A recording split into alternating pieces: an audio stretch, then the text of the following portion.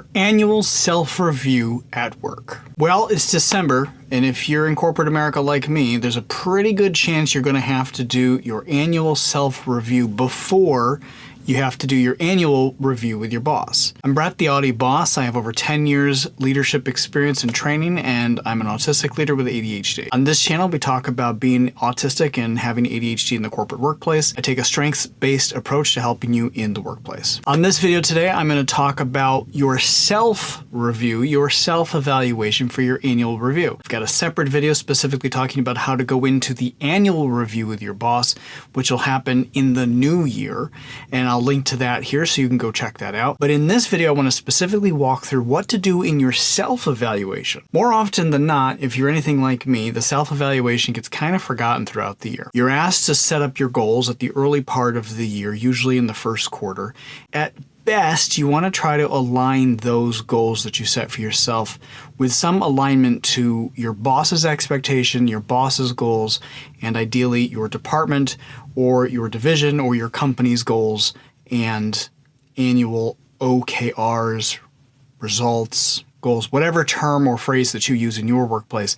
That's typically what you're trying to do. You're trying to set those goals up so that you have your personal growth, your professional growth, you're growing in your role, you're growing in the things that you want to do, but they're also aligned with the things that your workplace, your boss, your manager, your department, your whatever is also trying to do. A lot of people, especially those of us with ADHD and autism, come into those evaluations with an, oh crap, I forgot about them. What was I supposed to do all year? And now I have to sit down and look at this. As you think ahead, one recommendation I would make is try to think about things that you're going to be doing throughout the year that both you want to do, you're expected to do, that you're going to be doing, and try to write your goals specifically to the things you're going to do anyways, and try to align those things with the goals that your boss has expectations for, or the company or the division or again your department, whatever the combination of things are. That's for the future. Wherever you are right now, whether you've already done that alignment or you haven't, as you approach your goals,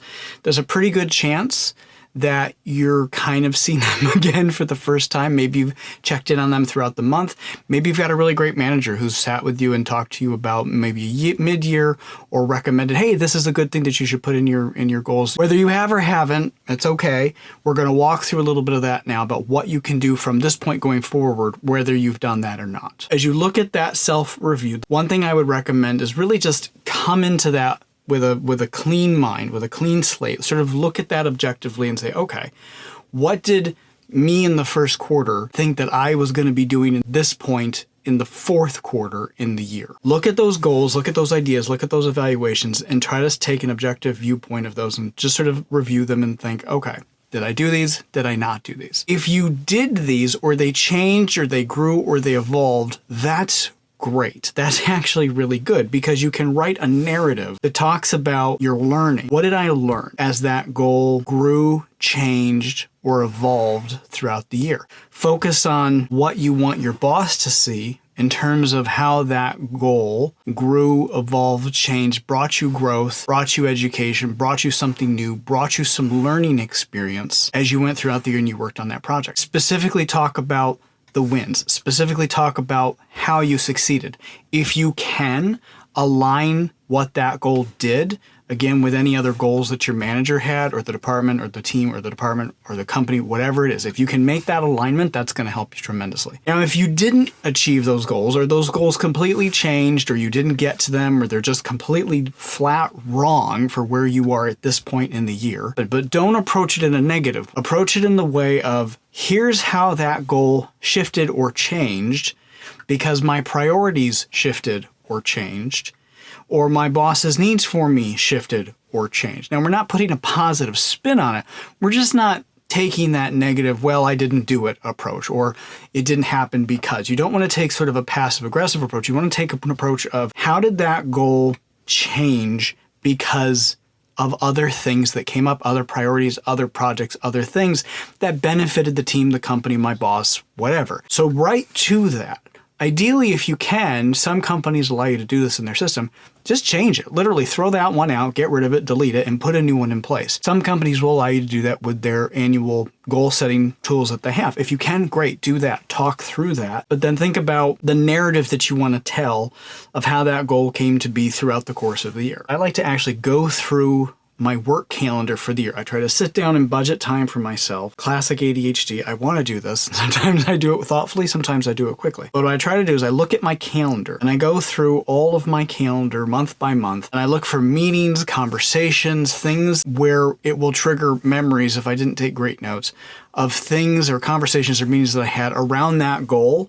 And usually if I can see a meeting or an agenda or some emails or something associated with a meeting or something, I can remember what did we do over the course of that goal. And then you can kind of track the growth around that goal. When you're writing to your self-assessment, again, you're talking about how you grew over the course of the year. How did that goal grow? How did you grow with that goal? How did that goal challenge you? How did you meet that challenge? How did you grow from that challenge? What did you learn from that challenge? And how are you on this end of it reflecting on how that changed you, what you learned from that thing, how you're going to grow on it, maybe what you're proud of. With a lot of us, sometimes we're nervous about talking about our wins or what we're proud of or that, but this is the time to do it.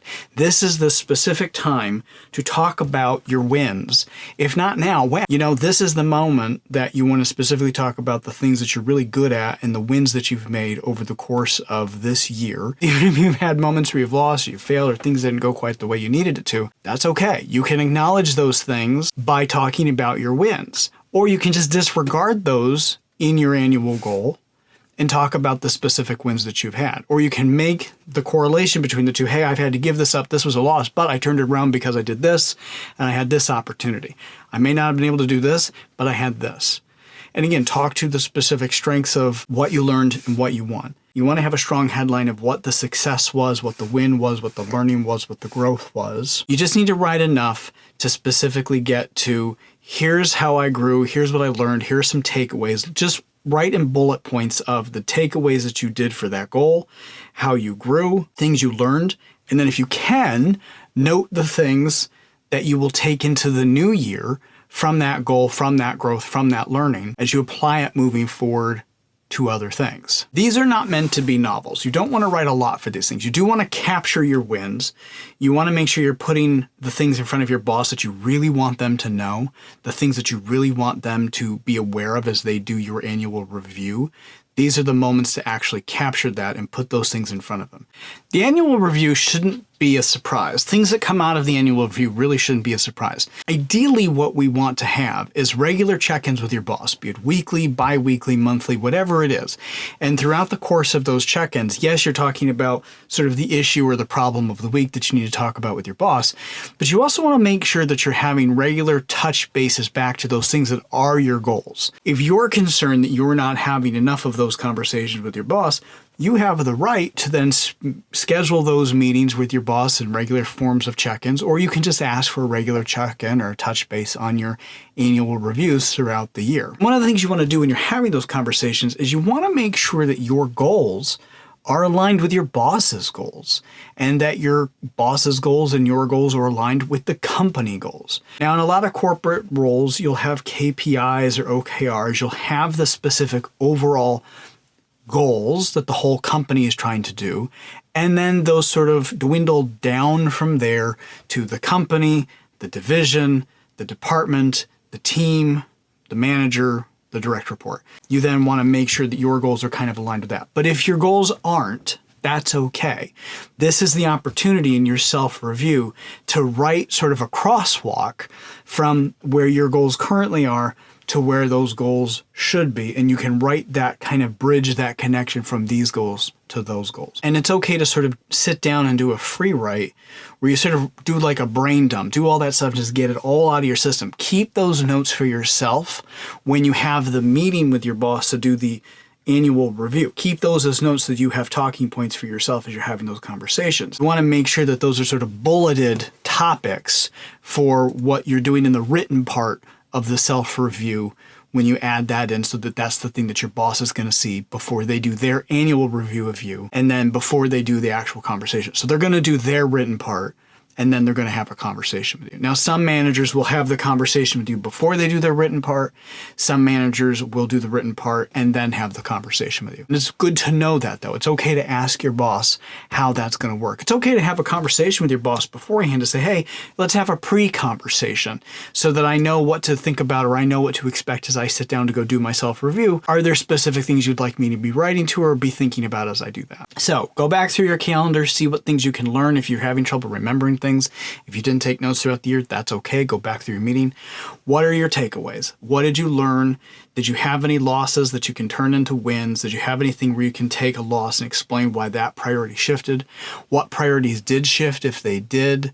What are you doing now? What things did you do throughout the year, and how do those align with the company's goals?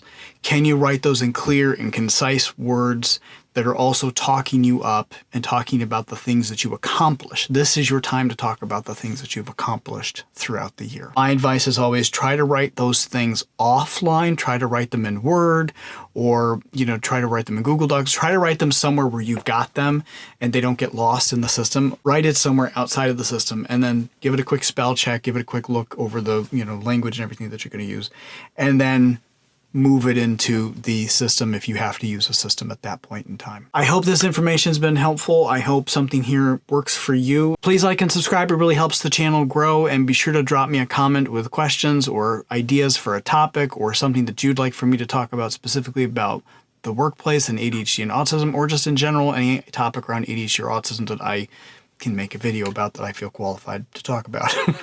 Thanks for watching, and good luck in your annual review. And if you want to know more about how to enter the annual review conversation, check out my video on the annual review. And if you're worried about things not going well in that annual review, I've also got a video about how to talk about accommodations in the workplace and what to think about if you do need reasonable accommodations in the corporate workplace.